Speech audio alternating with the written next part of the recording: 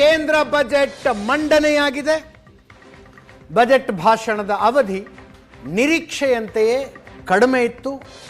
ವಿವರಗಳ ಆ ಅನೆಕ್ಷರ್ನಲ್ಲಿದೆ, ವಿವರಗಳ ಈ ಅನೆಕ್ಷರ್ನಲ್ಲಿದೆ. ಆ ರೀತಿಯಾಗಿ ಹಣಕಾಸು ಸಚಿವೆ ನಿರ್ಮಲಾ ಸೀತಾರಾಮನ್ ಹೇಳ್ತಾ ಹೋದರು. ಪೂರ್ತಿ ಬಜೆಟ್ ಭಾಷಣವನ್ನು ಓದುವ ತನಕ ಯಾರಿಗೆ ಏನು ಅನ್ನೋದು ಅರ್ಥ ಆಗೋದಿಲ್ಲ.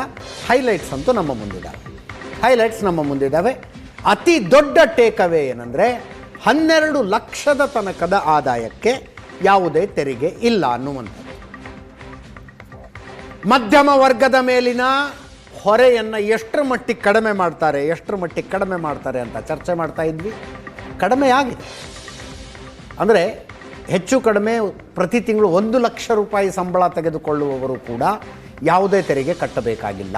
1 ಲಕ್ಷ ರೂಪಾಯಿ ಸಂಬಳ ತೆಗೆದುಕೊಳ್ಳುವವರು ಕೂಡ ತೆರಿಗೆ ಕಟ್ಟಬೇಕಾಗಿಲ್ಲ. ಹಾಗಾದರೆ ಅದು ಅಷ್ಟರ ಮಟ್ಟಿಗೆ ಸರ್ಕಾರಕ್ಕೆ ಖೋತಾನ, ನಷ್ಟನ? ಇಲ್ಲ. ಎಕನಾಮಿ ಅಂದರೆ ಜನರ ಕೈಯಲ್ಲಿ ದುಡ್ಡು ಆಡಿದಾಗ ಸಹಜವಾಗಿ ಪರ್ಚೇಸಿಂಗ್ ಪವರ್ ಜಾಸ್ತಿ ಆಗುತ್ತೆ ಮತ್ತು ಇಂಡೈರೆಕ್ಟ್ ಟ್ಯಾಕ್ಸ್ ಕಲೆಕ್ಷನ್ ಹೆಚ್ಚಾಗುತ್ತೆ ಅನ್ನುವ ಲೆಕ್ಕಾಚಾರದಲ್ಲಿ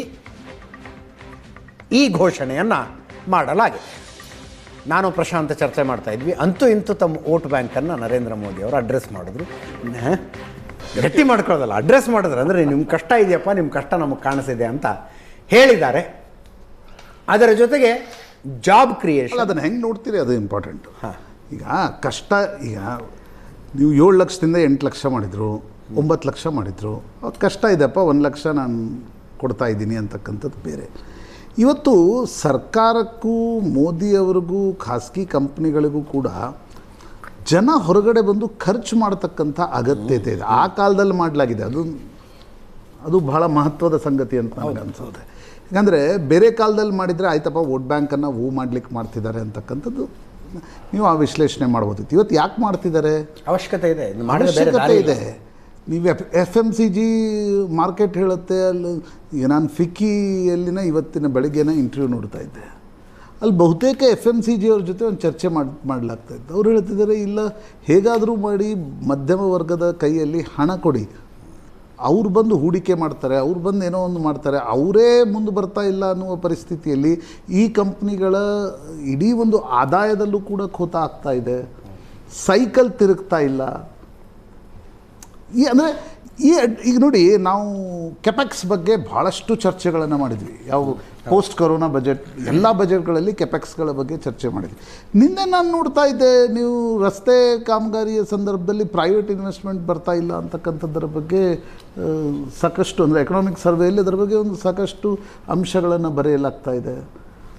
ಕೆಪೆಕ್ಸ್ ಸ್ಪೆಂಡಿಂಗ್ ಜಾಬ್ ಗ್ರೋತ್ನಲ್ಲಿ ಕನ್ವರ್ಟ್ ಆಗ್ತಾ, ಅಂದರೆ ನೋಡಿ, ನೀವು ಯಾವುದೇ ಒಂದು ನಿರ್ಣಯ, ನೀವು ಕಾರ್ಪೊರೇಟ್ ಟ್ಯಾಕ್ಸ್ ಬಗ್ಗೆ ನಾವು ಮಾತನಾಡ್ತಾ ಇದ್ವಿ.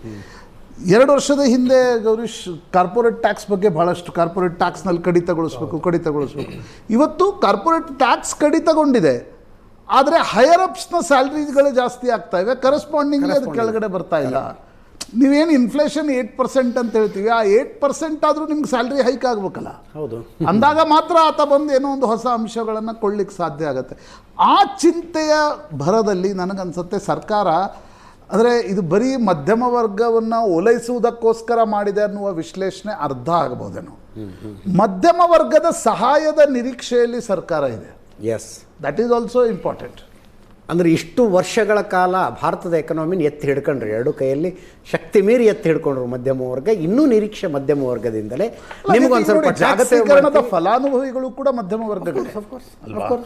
ಹಾಗಾಗಿ ಇವತ್ತು ಮಧ್ಯಮ ವರ್ಗ ಯಾವ ಪ್ರಮಾಣದಲ್ಲಿ ಸ್ಪೆಂಡ್ ಮಾಡಬೇಕು, ಇವತ್ತು ನಮ್ಮದು ಸ್ಪೆಂಡಿಂಗ್ ಎಕಾನಮಿ, ಯಾವ ಪ್ರಮಾಣದಲ್ಲಿ ಸ್ಪೆಂಡ್ ಮಾಡಬೇಕು ಆ ಪ್ರಮಾಣದಲ್ಲಿ ಸ್ಪೆಂಡ್ ಮಾಡಲಿಕ್ಕೆ ಆಗ್ತಾ ಇಲ್ಲ. ಯಾಕಂದರೆ ಆತನ ಕೈಯನ್ನು ಕಟ್ಟಿ ಹಾಕಲಾಗಿದೆ. ಇಂಡೈರೆಕ್ಟ್ ಟ್ಯಾಕ್ಸಸ್ಗಳಿವೆ, ಪರ್ಸ್ನಲ್ ಟ್ಯಾಕ್ಸ್ಗಳನ್ನು ಕಟ್ಟಬೇಕಾಗತ್ತೆ, ಹಣದುಬ್ಬರದ ಪ್ರಮಾಣ ಇದೆ, ಇಡೀ ನಿಮ್ಮ ಫುಡ್ ಇನ್ಫ್ಲೇಷನ್ ಯಾವ ಪ್ರಮಾಣದಲ್ಲಿ ಏರಿಕೆ ಆಗಿದೆ. ಆ ಕಾರಣದಿಂದ ಎಲ್ಲೋ ಆತನಿಗೆ ಒಂದು ರಾಹತ್ ಕಿ ಸಾಸ್ ಅಂತಾರಲ್ಲ, ನಿರಾಳತೆಯ ಉಸಿರು ತೆಗೆದುಕೊಳ್ಳಿಕ್ಕೆ ಆತನಿಗೊಂದು ಅವಕಾಶ ಮಾಡಿಕೊಡ್ಬೇಕಿತ್ತು.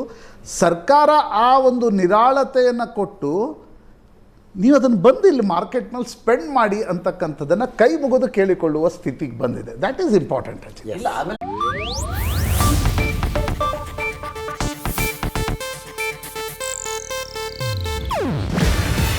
ಇದು ಏಷ್ಯಾನೆಟ್ ನ್ಯೂಸ್ ನೆಟ್ವರ್ಕ್ ಪ್ರಸ್ತುತಿ.